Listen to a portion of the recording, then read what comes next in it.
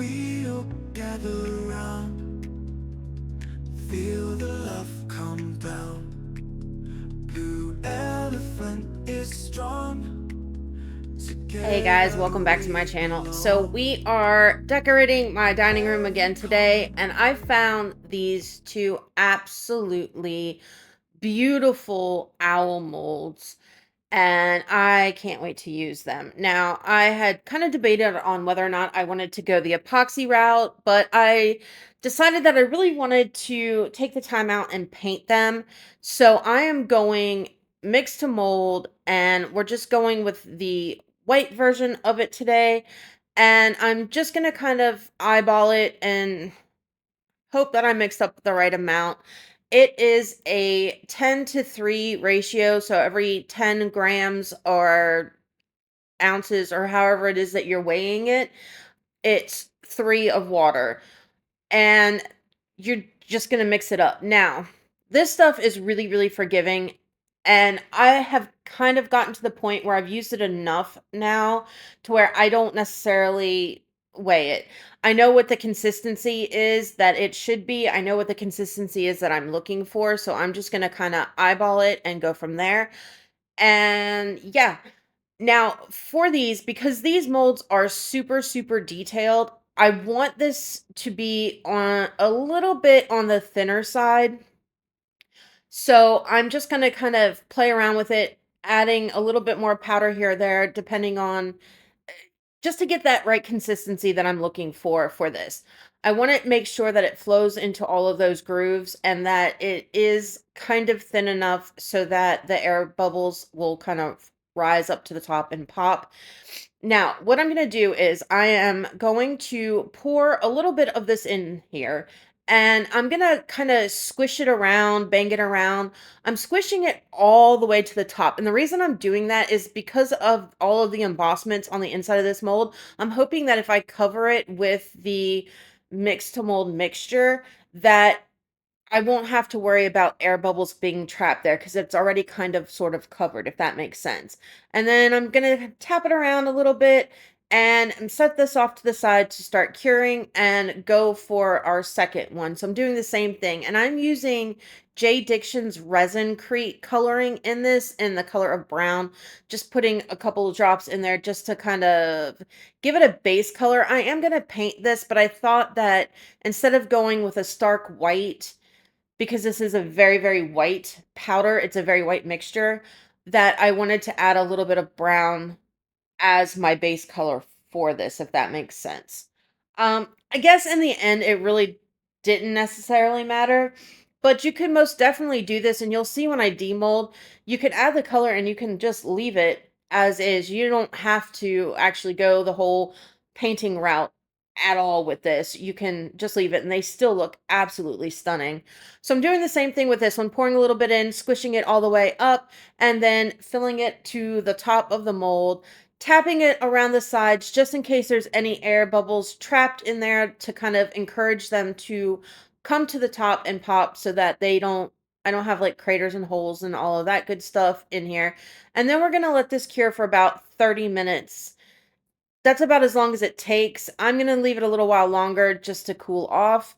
All right, so it's time to demold. Now, these are the super, super squishy silicone molds, so they are super easy to get out. Look how gorgeous that turned out, just on its own. Like, you don't even have to go any farther than this, and this would be a beautiful piece to add to any room that, in your house or wherever. Like, it's absolutely stunning. These would also make cute gifts for people to paint on their own if that's the route that they chose to go. But these owl sculptures, I mean, they are just, oh, I'm in love with them. But like I said, I want to paint these and make them more my own. And this is something that I really, really, truly enjoyed doing.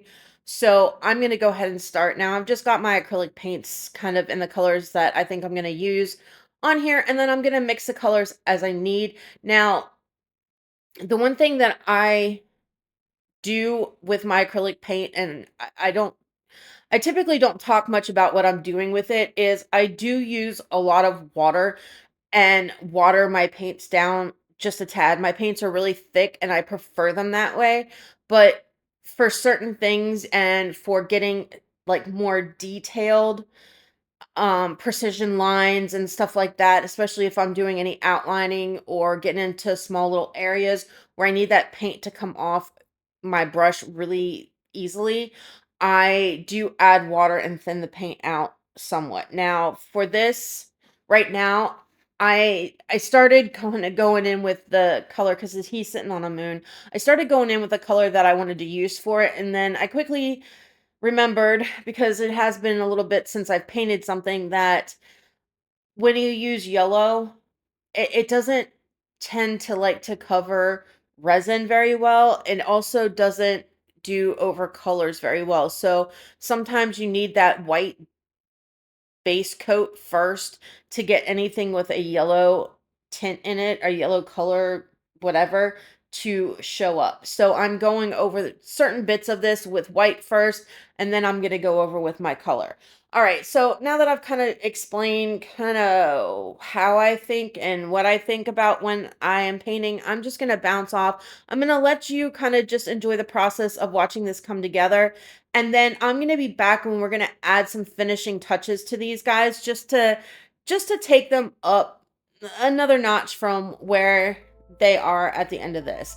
All right, I'll be back on the flip side.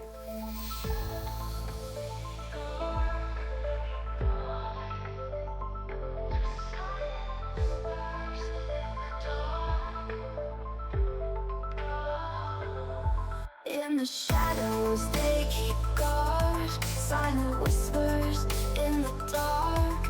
Their eyes glow like ancient stars, wise old owls under moonlight sparks. Midnight breeze through the trees, feathers rustle with secret ease. Silent flight on ghostly wings, owls and the secrets night brings. Who hear them call? Echoes down the ancient hall. Guardians of the night they glide. Owls know how to hide. In the forest they reside, mysteries they never hide. With each hoot they cast a spell. Owls know where dreams dwell. Underneath the silver moon, owls watch over night's lagoon. Silent watchers in the night, owls know how to take flight. Who hear them call? Echoes down the ancient hall. Guardians of the night they glide. Owls know how to hide.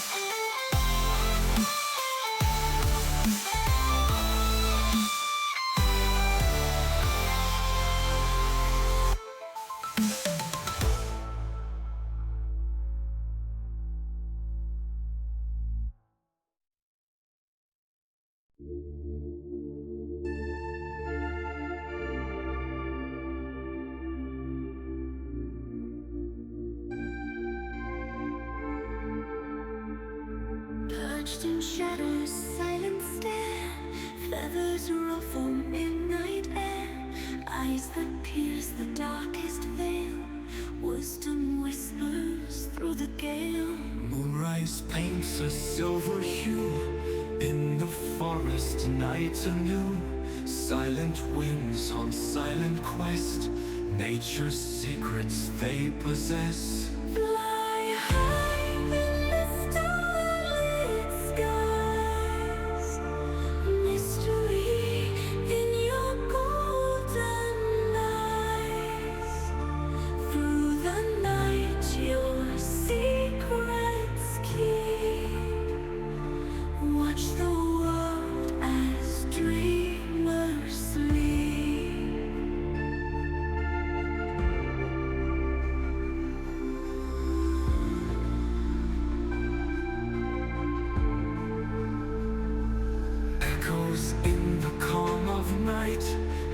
thousand dance of silent flight. Through the trees they swiftly glide, guardians of the starry tide. Hoods that tell of ancient lore, tales of nights and days of yore. From their perch they see it all, listen close to their call. Fly high in the starlit skies, mystery in your golden eyes. Through the night your secrets keep. Watch the world as dreamers sleep.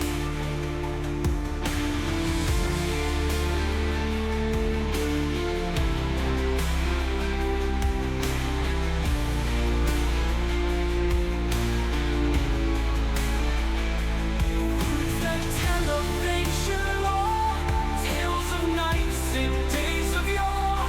From their perch they see it all, listen close to their call. Fly high in the starlit skies, mystery in your golden eyes. Through the night your secrets keep. Watch the world as dreamers sleep.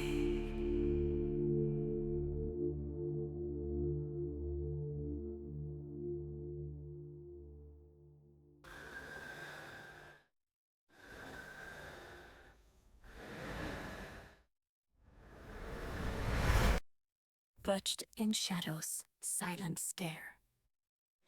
Echoes in the calm of night, owls in dance of silent flight. Through the trees they swiftly glide, guardians of the starry tide.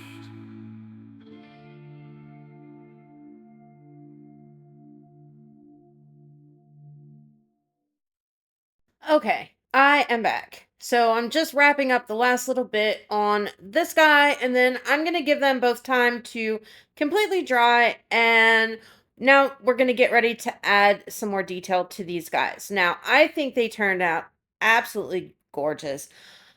I think personally, where I really like the one on the moon, I think this white one is my favorite. Like, he's super cute, don't get me wrong, but I think I like the white one. Okay, so what I want to do now is I decided that on certain parts of these, I want to add just a little bit of sparkle. So I'm taking my gloss varnish, I'm taking some iridescent white extra fine glitter, and I'm mixing it up. And then what I'm going to do is I'm going to take one of my silicone tools, and I am going to very sparingly put it in over top of all of the feathers on here.